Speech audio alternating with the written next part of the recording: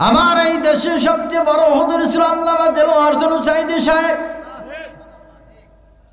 যার কথা শুনলে বাংলার মানুষের হৃদয়ে কম্পন সৃষ্টি হয়ে যায়, লোম দাঁড়ায় যায়।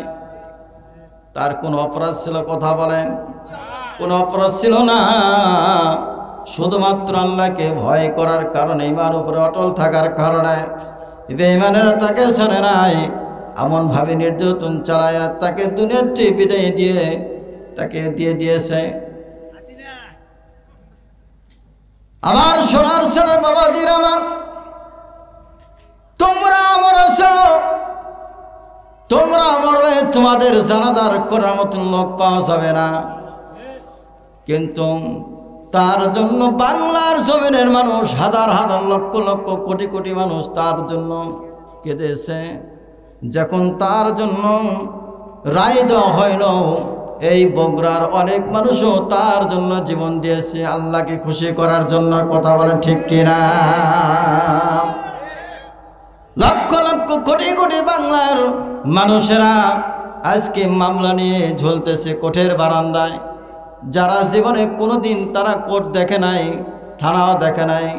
কিন্তু কার জন্য? কথা বলেন, কোরআনের কারণে বাংলার মানুষ তাকে ভালোবেসেছে, কোরআনের কারণে, আল্লাহর কারণে, নবীর কারণে।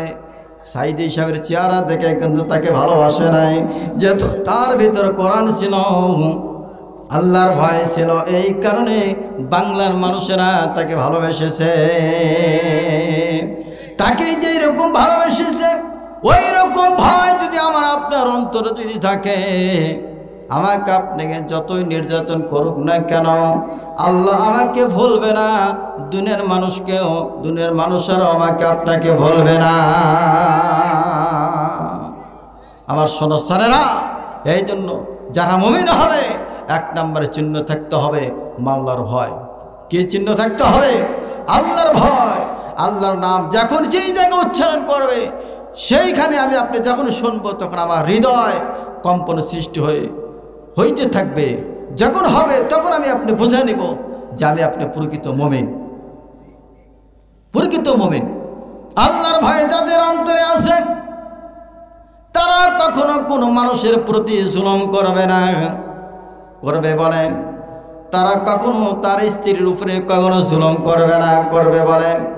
আল্লাহর ভয়ে যাদের অন্তর আছে, ওই মা কখনো তার স্বামীর উপরে কখনো জুলুম করবে না। করবে বলেন? কথা বলেন।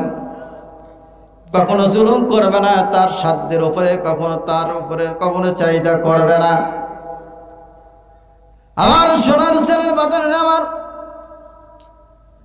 নবী পাক সাল্লাল্লাহু আলাইহি ওয়াসাল্লাম মা খাদিজাকে যখন বিবাহ করলেন, বিবাহ করার পরে এত সম্পদ নিয়ে আমার নবীদের সঙ্গে বিবাহ হয়েছিলেন। কিতাবের মধ্যে এসে যত বলুন সম্পদ মা খাদিজার ছিল, অন্যান্য সম্পদের তুলনা বাদ দিলাম। কিতাবের মধ্যে এসেছে মা খাদিজা রাদিয়াল্লাহু তাআলা আনহা 6 মণ সোনা নিয়ে আমার নবীজির কাছে এসেছিলেন। অন্যান্য সম্পত্তি ছিল কয় মণ সোনা? কথা বলেন। ওই সময় 6 মণ সোনা আমার আপনার স্ত্রী যদি আগামীকাল যদি হাফ কেজিও নয়, 1 পোয়া সোনা নিয়ে যদি আমার আপনার কাছে এসে হাজির হয়ে যায়, তাহলে স্ত্রীর উপরে খুশি হব না? বলেন। কোথায় রাখবো? কোন রুমে রাখবো? কোথায় চুমা খাবো? নাকি বলেন? অথচ নবীজির সঙ্গে বিবাহ হওয়ার পরে এতগুলো সম্পদ নিয়ে আসলেন। সম্পদ নিয়ে আসার পরে ওই নবীর জির খাতিরে, দিনের খাতিরে, আল্লাহর জন্য, দিনের জন্য মা খাদিজার সমস্ত সম্পদগুলো আমার নবীদের জন্য বিলীন করে দিলেন। হযরত আয়েশা সিদ্দিকা রাদিয়াল্লাহু তাআলা আনহা বলেন, আমার নবীজি মাঝে মাঝে কাঁদিতেন। আমি নবীজিকে জিজ্ঞাসা করতাম, ইয়া রাসূলুল্লাহ, ইয়া হাবিবাল্লাহ, আপনি মাঝে মাঝে কান্নাকাটি করেন, আমার এটা বুঝে আসে না। আপনার কান্না দেখে আমি সহ্য করতে পারি না। তার কারণ স্ত্রী যদি স্বামীকে যদি ভালোবাসে, তার জীবন জৈবন সব কিছু দিয়ে দিতে রাজি। কথা বলেন, কথা বলেন। ও আমার যুবক ভাইরা, বৃদ্ধ বাবাজিরা কিন্তু আপনাদের দায়িত্ব হয় স্ত্রীকে কিন্তু ভালোবাসতে হবে। কথা বলেন। মা বোনের কিছু চাই না, মা বোনদের পক্ষে কিছু কথা বলি, তারপরে তাদের বিপক্ষে কিছু কথা আছে আপনাদেরকে সন্তুষ্ট করতে হয়। কথা বলেন ঠিক কিনা? তার কারণ মা বোনের কোনো কিছু চাই না, আপনাদের দায়িত্ব হলো তাদেরকে একটু ভালোবাসা দেবেন। আর ওই ভালোবাসা যখন পেয়ে যাবে আপনার জন্য আমার জন্য তাদের জীবন জৈবন সয় সম্পদ সব কিছু বিলীন করে দিবে। কিন্তু ওই ভালোবাসা তাদেরকে দেই না। ওই যে মোবাইলে নেমেছে, মোবাইলে মাঝে মাঝে অনেক সময় যুবকেরা ফিস ফিস ফিস ফিস করে। কথা কয় না, কথা বলে না। আবার প্রত্যেকটা পরিবার সংসার অশান্তি হলো মোবাইল। কথা বলেন যুবক ভাইরা, প্রত্যেকটা পরিবারে অশান্তি আজকে মোবাইল। কিন্তু মোবাইল কেন এসেছে, কোন কাজে খাটাইতেছে যুবকেরা?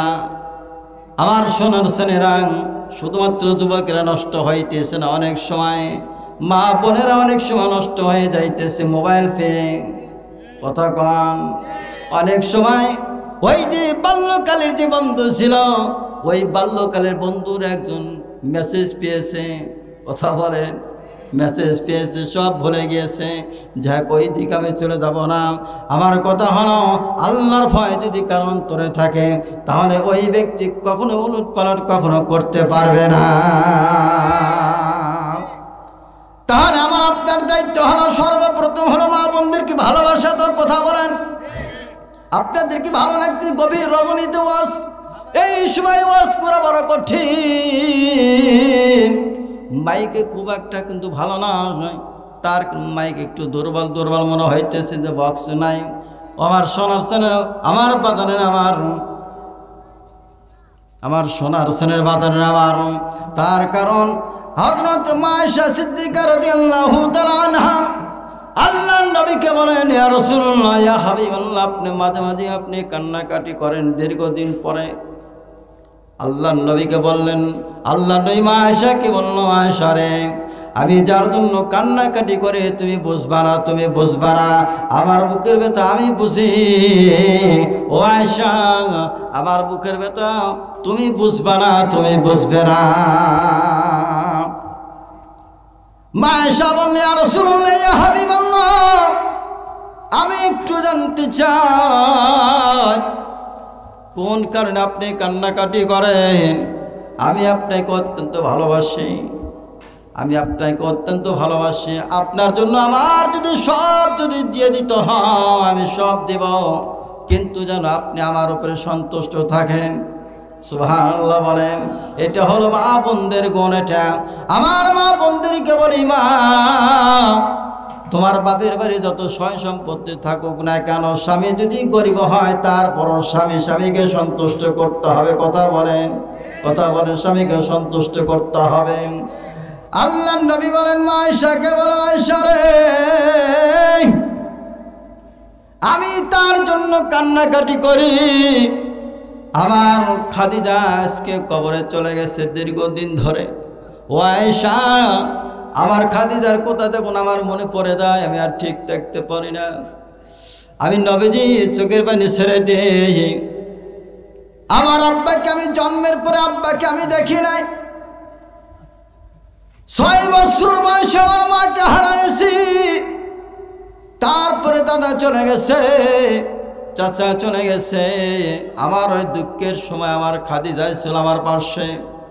শুধু পাশে ছিল না, আয়েশা রে, আমার দিনের জন্য, আল্লাহর জন্য, আমার জন্য খাদিজা সব কিছু সে বিলীন করে দিয়েছে।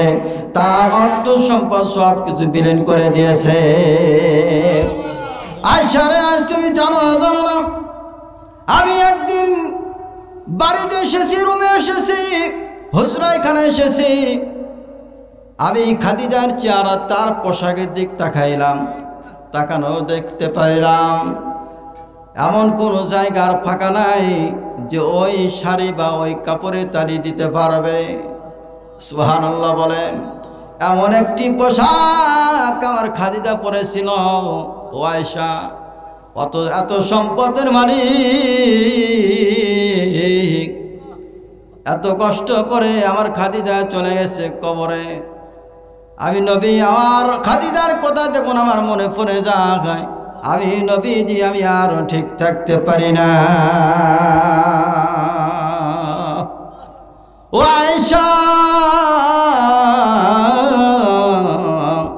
তুমি জানো না আমার খাদিজা কি পরিমাণ তার ভিতরে তাকওয়া ছিল, ভয় ছিল। মৃত্যুর আগ পর্যন্ত এত ভয় নিয়ে সে কবরে চলে গেছে। আয়েশারে আমি তাকে কেমনে ভুলবো? সে আমাকে এত পরিমাণ ভালোবেসেছে, আমি নবীজি তার উপরে সন্তুষ্ট।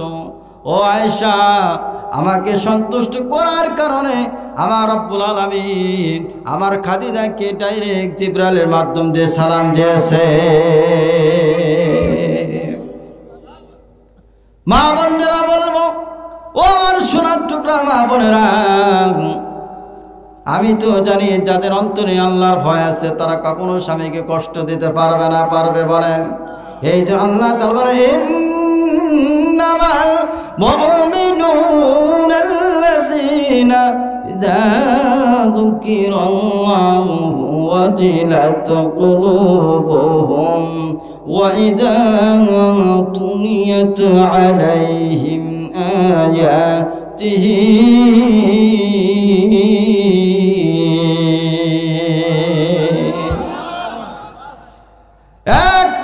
যারা মুমিন যারা হবে তাদের অন্তরে আল্লাহর ভয় থাকতে হবে। সুবহানাল্লাহ বলেন। কি পরিমাণ ভয় আমার নবীজির স্ত্রী আমার জনম দক্ষিণী মা খাদিজার অন্তরে ছিল, কি পরিমাণ ভয় নিয়ে কবরে চলে গেছে। ও সোনার সোনেরা, আমার নবীজি অন্তরে আল্লাহর ভয় ছিল। কার ভয় ছিল? কথা বলেন। আল্লাহকে মানার কারণে এখনো পর্যন্ত যারা আল্লাহকে যারা মেনে চলবে তাদের উপরে নির্যাতন অবশ্যই আসতে পারে। কথা বলেন। যারা আল্লাহকে যারা ভয় করবে তারা কখনো সমাজনীতি তারা কখনো মানবে না, তারা কখনোই সমাজের মানুষের তৈরি তারা মানবে না, আইন কখনো মানবে না। তারা সব সময় তুমি আল্লাহর আইন কেমনে প্রতিষ্ঠিত হয়, আর আল্লাহর আইনের জন্য যখনই লড়াই করবে তখনই তাদের উপরে অন্যায় অবিচার মামলা মোকদ্দমা আঘাত আসতেই পারে। কথা বলেন। আমার নবীজির কোনো অপরাধ ছিল না। যেই কালেমা আমি আপনি পড়ি, এই নবীজি কালেমার দাওয়াত কোন তাইফের ময়দানে দিতে গিয়েছিলেন। কথা বলেন। আমার নবীজি এই কালেমার দাওয়াত তাইফের ময়দানে দিতে গিয়ে আমার নবীজির উপরে এত অত্যাচার করা হয়েছিল, অথচ এই নবীর উপরে এই নবীর শরীরের উপরে মশা মাছি পড়া কিন্তু হারাম ছিল, অথচ আমার নবীজি কেউ তারা কিন্তু ছাড়ে না। ইতিপূর্বে অনেকে তারা বলেছিল হুজুররা দোষ না করলে এমনি ধরছে। কথা কয় না। অনেকে কিন্তু তেলতালা গোয়েন্দার তারা অনেকে তারা বলেছিল এমনি ধরছে, দোষ করছি তো ধরছে। কথা কয় না। পালাও কেন? এখন পালাও কেন? আমি বলবো তাদের যারাই তোমরা মুমিন মুসলমানদের উপরে বাংলার জমিনে মানুষের উপরে যারা তোমরা অত্যাচার করতে আসবে, যারা করেছে তারা তো পালানোর সময় পাশে। এখন যারা আগামীতে তোমরা যারা করবা সে তো কাপড় পরার সময় পাইছে, আর তোমরা কাপড় পরার সময় পাইবে না। পালানোর কোনো জায়গা তোমরা কিন্তু পাবে না। সাবধান হয়ে যাও। ভয় পাই নেন। আমি কিন্তু কোনো দলে কোনো টার্গেট আমি কিন্তু বলি নাই। কথা বলেন, কথা বলেন। কোনো দলের রাজনীতি করতে আসে নাই। আমি দল করব আল্লাহর। দল হলো দুইটি, একটা হলো হিজবুল্লাহ, একটা দ্বিতীয় নম্বর হিজবুল শয়তান। কথা বলেন। আমরা আল্লাহর দল করে আল্লাহর দল ছাড়া অন্য কোনো দল করতে রাজি নয়। আমার আপনার নেতা হলো বিশ্বনবী করিম সাল্লাল্লাহু আলাইহি ওয়াসাল্লাম। সুবহানাল্লাহ, লিল্লাহি তাকবীর দেন। লিল্লাহি তাকবীর, লিল্লাহি তাকবীর। আল কোরআনের আলম, মাশাআল্লাহ মাশাআল্লাহ, ভালো যে আপনার ঘরের জ্বালান নেই। এতদিন ঘরের জ্বালানোর কারণে এই অবস্থা বাংলার মুসলমানের। আল কোরআনের আলম, আল হাদিসের আলম, নারায়ে তাকবীর, লিল্লাহে তাকবীর। দুনিয়ার মুসলিম আর পৃথক থাকা যাবে না। সময় এসেছে আমাদেরকে সবাইকে এক হওয়ার কথা বলেন। কে জামাত ইসলামী, কে বিএনপি, কে জাতীয় পার্টি, কে ইসলামী আন্দোলন, কোনো দেখার সময় নাই। সবাই কোরআনের ছায়ায় চলে এসে কোরআনকে পার্লামেন্টে নিয়ে যেতে হবে, আর কোরআন দিয়ে এই দেশকে শাসন করতে হবে। এটাই আমাদের সময়, এটাই আমাদের পাওয়া। আমার সোনার ছেলেরা, যখন মা বোনদের অন্তরে আল্লাহর ভয় থাকবে তখন কিন্তু স্বামীদেরকে কখনো আঘাত দিয়ে কথা বলতে পারবে না, স্বামীদের কখনো কষ্ট দিতে পারবে না। ওই মা দ্বারা, ওই বোনের দ্বারা কখনো শ্বশুর শাশুড়ি কখনো কিন্তু কষ্ট পাবে না, যদি থেকে আল্লাহর ভয়। কিন্তু এর জন্য আমরাই দায়ী। কথা বলেন, কথা বলেন। মা বোনের কখনো দায়ী নয়। আপনি হলো পুরুষ, তার অভিভাবক। আপনার স্ত্রী কিন্তু মার্কেটে বেড়াইতেছে আপনার কারণে। কথা বলেন, কথা বলেন। আপনি টাকা দিয়ে তাকে পাড়া পাঠাই দিয়েছেন, যাও মার্কেট করে আনো, তার কিন্তু দোষ নাই। আপনি আব্বা হয়ে তাকে পাঠাই দিয়েছেন, তার কিন্তু দোষ নাই। তার কারণ এর জন্য আমরা এটাই কিয়ামতের ময়দানে এক প্রকারে আমরা যারা পুরুষ, আমার আপনার কপালে দাউস লেগে থাকবে না। হলো দাউস, এদের আন্ডারে যারা মহিলা ছিল এরা কখনো এদেরকে শাসন করে নাই, আয়ত্তে আনে নাই। আমরা তাকে যেই রকম ভাবে বানাইছি তারা সেই রকম ভাবে হয়েছে। কথা বলেন, কথা বলেন। এই জন্য আমরা এই জন্য এক প্রকার কোন আমরাও দায়ী। আর মা বোনের আপনাদেরকে বলবো, মা স্বামী বড় পরম ধন, স্বামীকে কিন্তু কখনো কষ্ট দেওয়া যাবে না। যে রকম মা খাদিজা, মা খাদিজা এত সম্পদ নিয়ে এসে আমার রাসূলের সঙ্গে বিবাহ হইল। আমার নবীজি বলেন, আসরে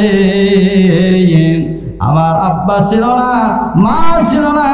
যাদের আব্বা নাই তারা বুঝবে আব্বা হারানোর কি ব্যথা বেদনা, যাদের মা নাই, মা হারানোর ব্যথা বেদনা তারা সামনে কেউ বুঝবে না। এই জন্য আমার নবী ফাম্মাল ইয়াতীম ফালা তাকহার।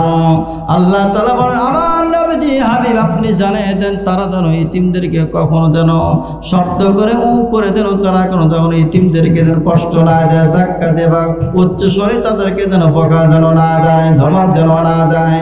ইতিমদেরকে কখনোই কষ্ট দেওয়া যাবে না, যেহেতু তাদের আব্বা চলে গেছে দুনিয়ার ভক্তি। কথা বলেন, কথা বলেন। এই জন্য আমার নবীজি বলেন,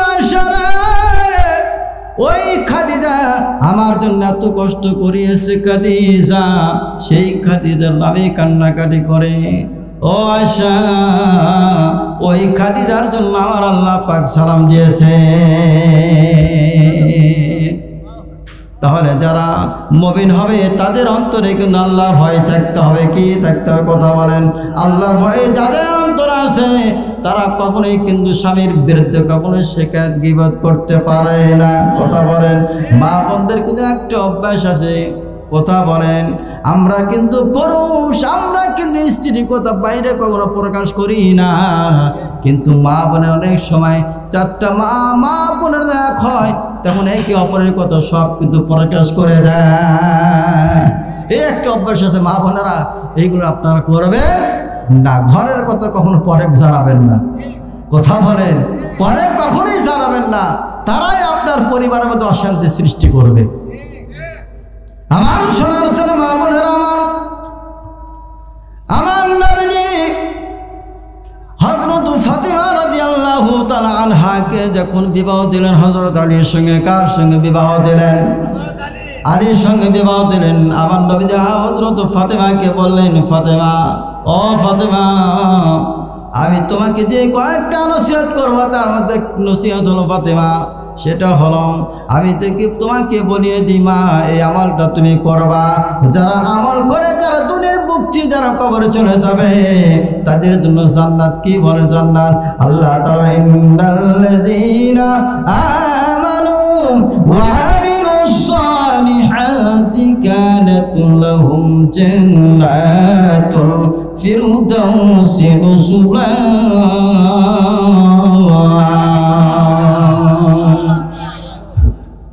আল্লাহ তাআলা বলেন নিশ্চয় যারা ঈমান আনবে, ঈমান আনার পরে যারা আমলে সালিহাত করবে, কিন্তু ঈমান আনার পরে অনেক কষ্ট হবে, হবে না বলেন?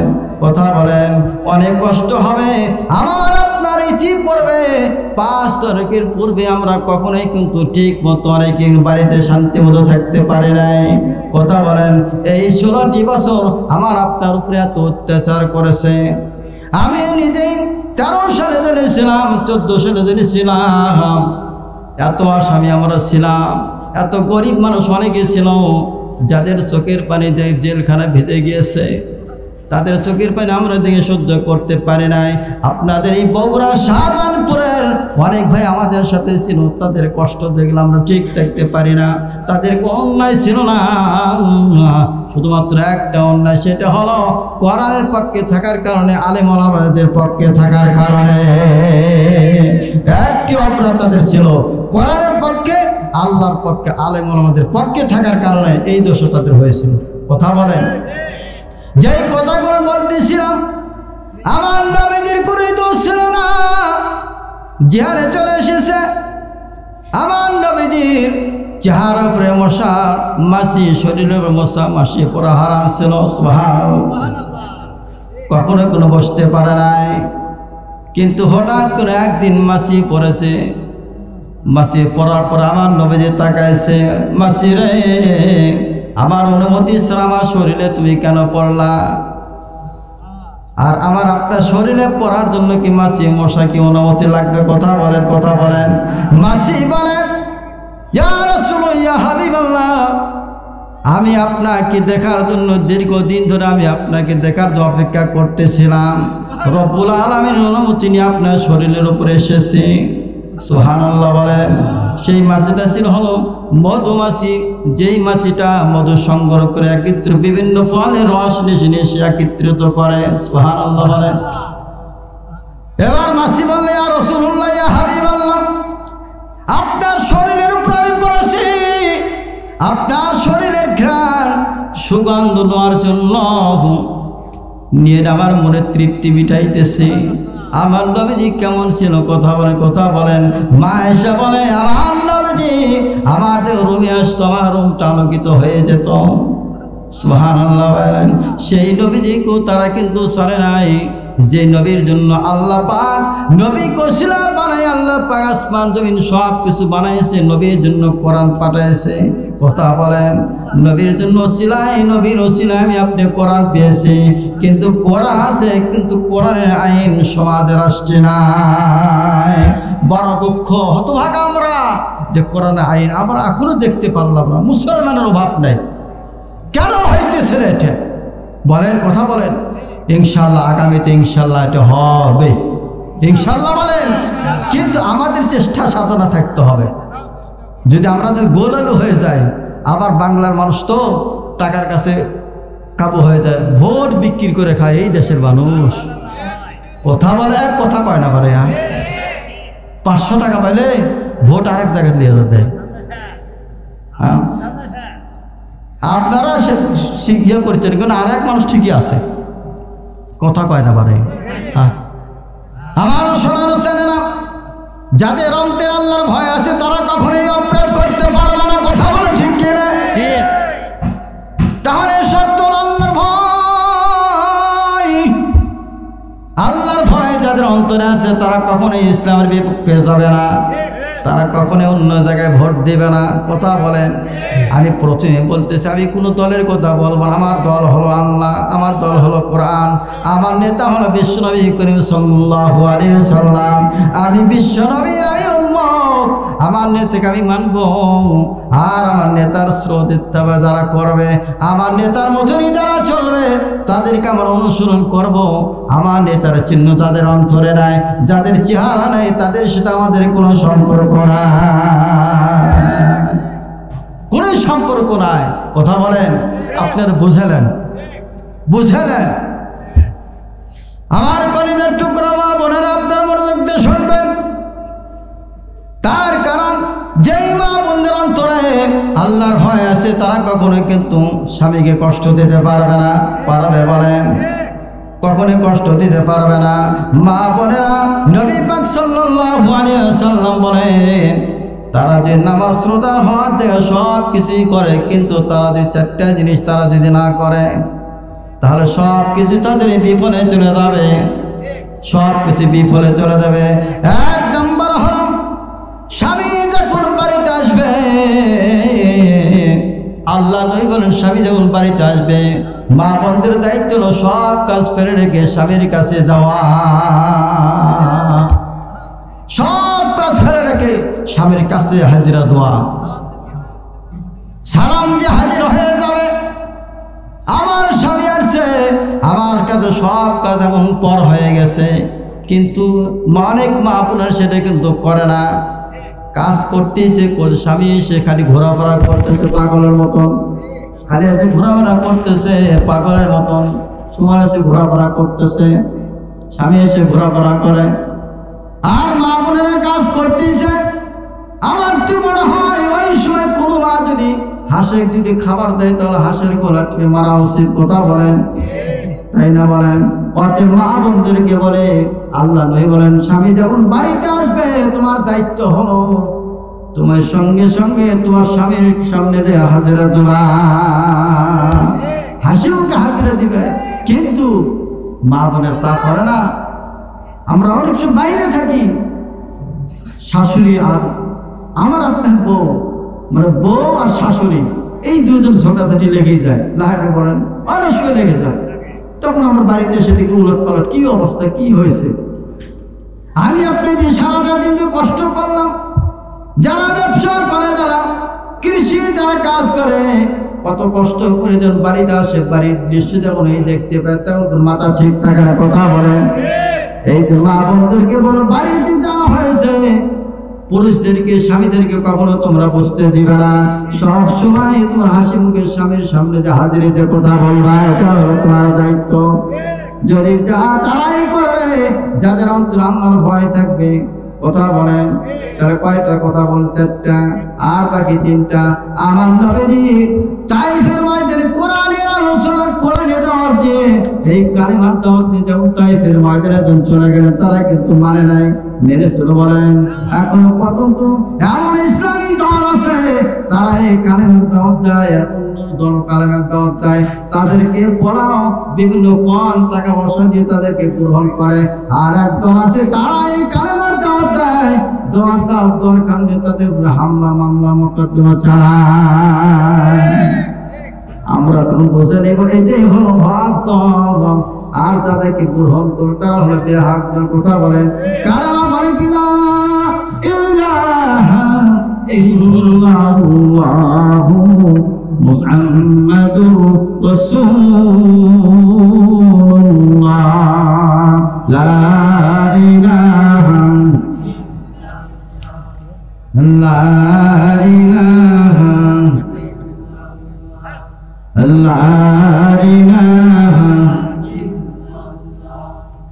লা ইলাহা ইল্লাল্লাহু মুহাম্মাদুর রাসূলুল্লাহ সাল্লাল্লাহু আলাইহি ওয়াসাল্লাম। আল্লাহর নবী যখন তাইফের ময়দানে কালিমার দাওয়াত নিয়ে যখন চলে গেলেন, যায়েদ বিন হারিস রাদিয়াল্লাহু তাআলা আনহু বলেন, আমার নবীজির কোনো দোষ ছিল? কথা বলেন। আমার নবীজির মতন মানুষ এই পৃথিবীতে আর কেউ আসবেও না, একটাও আসে নাই, কোনোই দোষ ছিল না। একটি মাত্র অপরাধ, শুধুমাত্র কোরআনের পক্ষে থাকার কারণে, দিনের পক্ষে থাকা, আল্লাহর পক্ষে থাকার কারণে আমার নবীজিকে কিন্তু ছাড় দেয় নাই, আমার নবীজিকে আঘাত করেছে। ও আমরা যদি ওই নবীর আদর্শ নিয়ে যদি মানি চলে আমাদের উপরে নির্যাতন আসবে। আল্লাহ তাআলা বলেন কুনতুম তুহিব্বুনাল্লাহ ফাত্তাবিউনি ইউহিব্বুকুমুল্লাহু ওয়া ইয়াগফির লাকুম যুনুবাকুম ওয়াল্লাহু গফুরুর রহিম।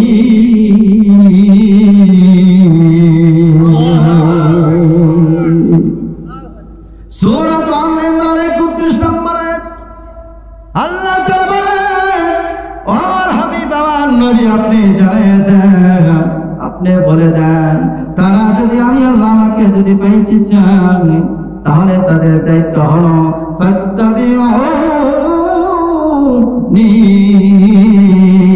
আপনাকে অনুসরণ করতে হবে, আপনাকে ইত্তেবা করতে হবে, আপনাকে মানতে হবে। কথা বলেন কথা বলেন। আমার নবী দিনের দাওয়াত দিতে গিয়ে আমার নবী যখন আঘাতপ্রাপ্ত হয়েছে ওই রকম নবীকে যদি আমি আপনি মানি, নবীর যদি আদর্শ যদি মানি, তাহলে আমাকেও তারা কিন্তু কখনো ছাড় দিবে না। আর এটা যখন আমি আপনি মেনে নিতে পারো তখন আমি নবীর আদর্শ মানলাম। কথা বলে ঠিক কিনা? কারণ নবীর আদর্শ যারা মানবে তাদের উপরে কিন্তু আঘাত আসবে। যে এরকম তাইফের ময়দানে মক্কার যুবকেরা আমার নবীকে কিন্তু ছাড় দেয় নাই। কথা বলেন। এখন তারা সুযোগ নেবে আবার বলতেছে ফুস করে আসবো। কথা বলেন। আশাই দেখো জীবনে কখন আয়না ঘরের নাম শুনি নেই বাড়ি। আয়না ঘর কি আয়না ঘর বাড়ির সামনে খেলা হবে। আহারে খেলা এখন মাঠ পরে আছে, একদল আছে আর কোনো চল নেই। কথা বলে আমার সোনার ছেলে বাদান আমার যেই খেলার কথা বারবার সেই খেলোয়াড় তো নাই, খেলবো কার সঙ্গে? কথা বলেন। কিন্তু তোমরা কখনো কিন্তু মাঠে নামে নাই, কেন বলেছে খেলা হবে। কথা বলেন। কোথায় গেলা? আমি কিন্তু ডাইরেক্ট নাম ধরে বলবো না। আমার সোনার ছেলে বাদান আমার, এই যে আল্লাহ তাআলা বলেন তোমরা আমাকে যদি পাইতে চাও তাহলে আমার নবীকে তোমরা অনুসরণ করো, আমার নবীকে ভালোবাসো, আমার নবীর দল তোমরা করো। নবীর দল করতে কার দল বলেন?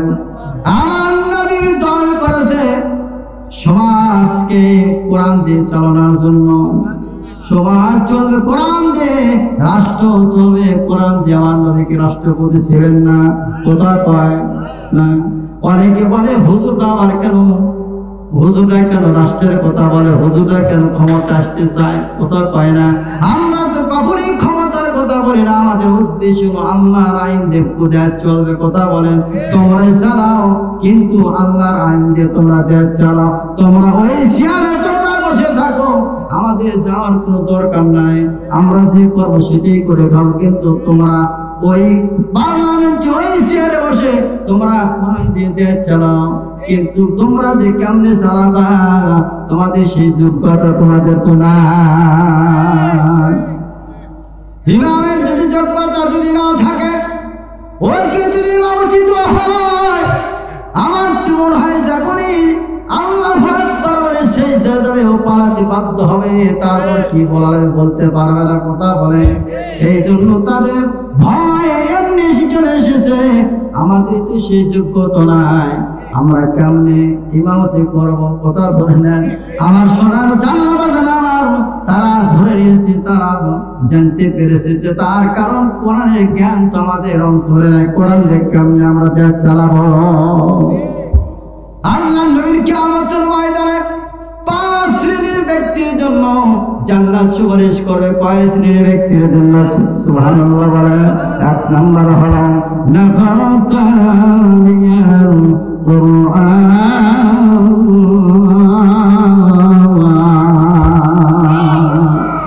যারা কোরআন ওয়ালা যারা হবে, কোরআনের সাথে যাদের সম্পর্ক থাকবে। কিন্তু কোরআন ওয়ালা কারাই হবে? যাদের অন্তরে আল্লাহর ভয় থাকবে তারা কিন্তু কোরআন ওয়ালা হবে।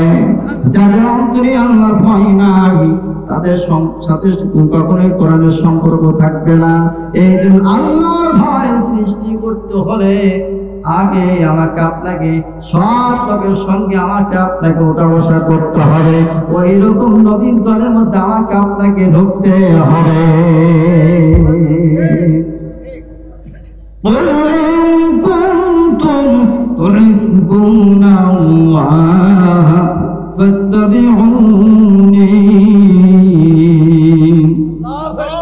আল্লাহ নবীকে যখন আমি আপনি ভালোবাসবো তখন আমার আপনার জন্য পুরস্কার হলো তিনটি। কয়টা পুরস্কার? তিনটা পুরস্কার। আমার এমনি এমনি কিন্তু চাকরি পাওয়া যায় না, দীর্ঘদিন ধরে লেখাপড়া করতে হয়, আবার কিন্তু ফাইনাল পরীক্ষা ইন্টারভিউ দিতে হয়, দেওয়া লাগে না বলেন? বিভিন্ন পরীক্ষার পর তারপরে কিন্তু চাকরি পাওয়া যায়। আল্লাহ নবীকে যখন আমি আপনি ইত্তেবা করব, ভালো যখন বাসবো, তখন আবার আপনার উপর বিভিন্ন ভাবে আঘাত আসবে, নির্যাতন আসবে। কথা বলেন? এই নির্যাতন যখন আমি আপনি যখন অটল থাকবো, তখন আল্লাহ তাআলা বলেন আমি তোমাদেরকে তিনটা পুরস্কার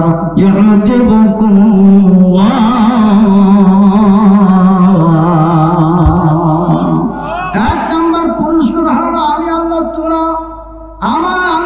তোমরা পেয়ে গেলে, সুবহানাল্লাহ বলেন।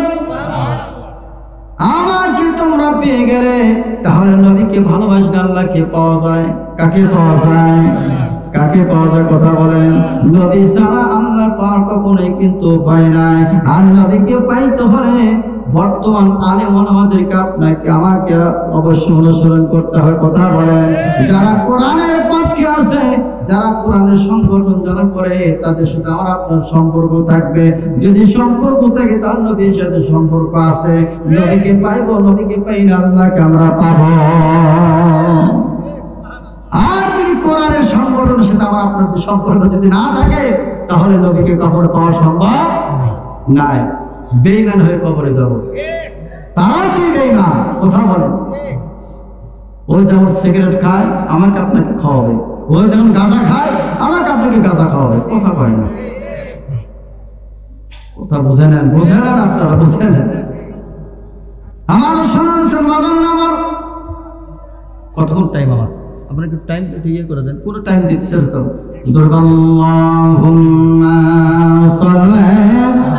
সারা ওয়াজ করলে তো অসুবিধা হবে না।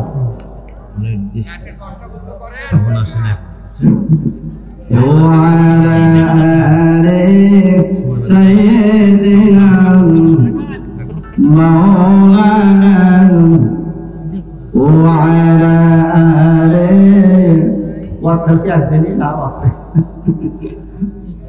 ইসেল ছক তো নাই ভাই, ওরস এটা নাকি? ওরস না, ইসেল আছে। আল্লাহুম্মা সাল্লি আলা مولانا محمد وعلى آل سيدنا شفيعنا محمد هجر بتابدنا رفر ফিরে আসলে তুমি আপন ঘরে, দিনের আলো ছড়িয়ে দিতে চলে গেলাম মদিনায় মক্কা ছেড়ে। বলেন হে রাসূল, কেমনে ভুলে আমি তোমাকে, হে রাসূল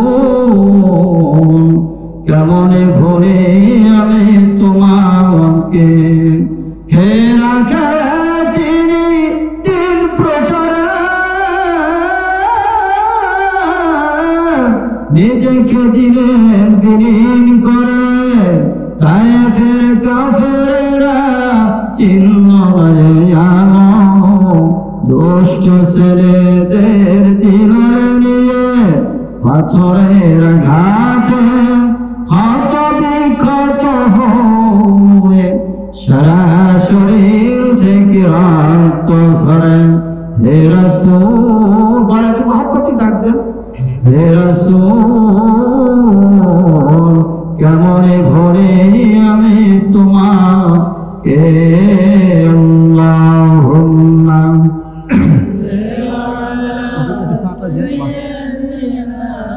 مولانا محمد وعلى مولانا محمد আমার সোনার ছেলে বাদন আমার তাহলে নবীর কোন দোষ ছিল কথা বলেন নবীকে ইত্তেবা করতে গেলে নবীর উপরে যেভাবে নির্যাতন হয়েছে অথচ তারা নবী আলামিন হিসেবে বিশ্বাস তারা করেছে নবীর মতন মানুষ কেউ আসবে না কেউ কোনো আসবে না আসেও নাই যায়েদ বিন হারিস রাদিয়াল্লাহু তাআলা আনহু বলেন আমি নবীর সঙ্গে ছিলাম তাইফের ময়দানে নবী যখন কালেমার দাওয়াত দিতে গেলেন কাফের বেঈমান যুবকেরা আমার নবীকে পাথর মারতে মারতে এক প্রকারে এক পর্যায়ে আমার নবীকে তারা মারতে মারতে তারা রক্তের অন্তরিত করে বেহুশ করে তারা ফেলে দিল একবার নয় দুইবার নয় তিনবার নয় আমার নবীজি বেহুশ হয়ে পড়ে গেল আমার নবীজি কোনো দোষ ছিল কথা বলেন শুধুমাত্র আল্লাহর পক্ষে থাকার কারণে এটাই আমার নবীজির দোষ আল্লামা সাইদের কোনো দোষ ছিল না যেই মানুষটা 50টা বছর কোরআনের দাওয়াত এই দেশে দিয়েছিল এখনো পর্যন্ত সাইদি সাহেবের মতন আলেম আলোচনা করনেওয়ালা এই দেশে এখনো জন্মে নাই জন্মেছে বলেন আমাদের কালে জন্মেবে কিনা আমরা বলতে পারবো না যার আলোচনা শুনলে যার কথা শুনলে হৃদয় এমনি কেঁপে ওঠে যেই মানুষটা দুনিয়ার কোনো লোভ লালসা করে না তাকে অনেক অফার দেওয়া হয়েছিল কিন্তু কখনো সে অফার কোনো সে মেনে নেয় নাই সে যদি মেনে নিত তাকে মন্ত্রিত্ব দিত কিন্তু বড় হযরত সব অফার সে ত্যাগ করে জীবন দিয়ে দিয়েছে কোরআনের পক্ষে থেকে আমার সোনার ছেলের বাজারে আমার নবীজির জন্য শ্রাম কাঁদে পাহাড় কাঁদে নবী আমার বেহুশ পড়ে আছেন আমার হুজুর বলে আমি যখন তায়েফের ময়দানে গেলাম আমি তখন জুতা মোবারক বাইরে আমি খুলে রাখলাম যে নবীজি রক্তগুলো তায়েফের ময়দানে পড়েছিল না জানি কোন জায়গায় আমার নবীজি রক্ত মোবারক পড়েছিল এই কারণে আমি জুতাগুলো আমি পরে তায়েফের ময়দানে আমি ঘুরি নাই নবীর সাথে আমার বেয়াদবি হবে এটা হলো নবীকে ভালোবাসা ও যুবক ভাইরা নবীকে ভালোবাসা একটা ওসি নাই আল্লাহ পাক মাফ করে দিবেন ছোট্ট একটা সুন্নত গালের সাথে রেখে দিবে ওয়াদা নেন ওয়াদা করেন হুজুর আর জীবনে কখনো এই চেহারার মধ্যে বিরাট লাগাবো না হায়াতের মওতের কোনো গ্যারান্টি নাই কখন কোন অবস্থা আছে চলে যাব আজকে আমার জুমার আলোচনা আমি শুরু করছি আমি সাদা পাঞ্জাবি পরার সময় চিন্তা করলাম এইরকম ভাবে একদিন আমাকে কাপড় পরাইয়া খাটনিতে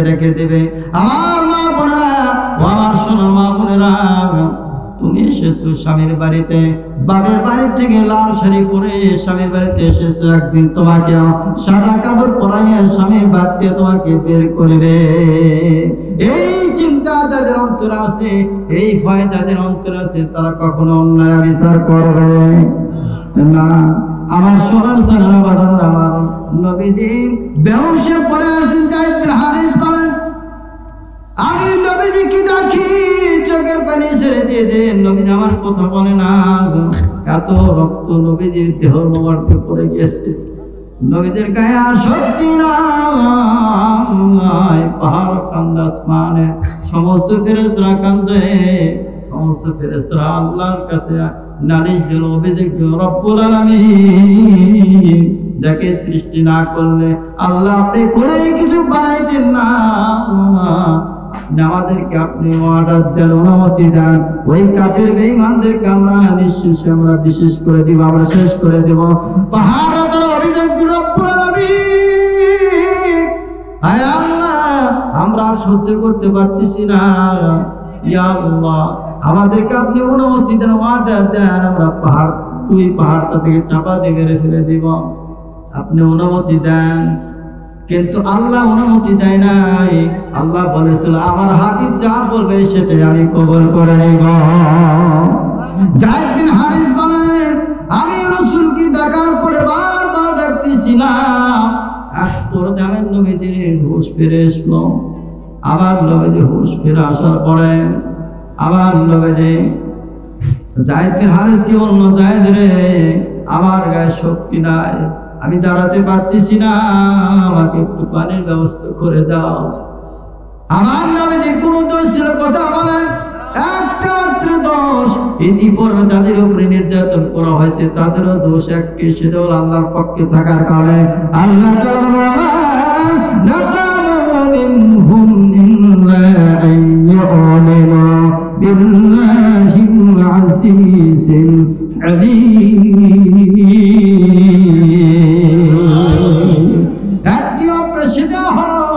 আল্লাহর প্রশংসা করার কারণে, আল্লাহর উপরে ঈমান আনার কারণে তাদের উপরে নির্যাতন করা হয়েছে।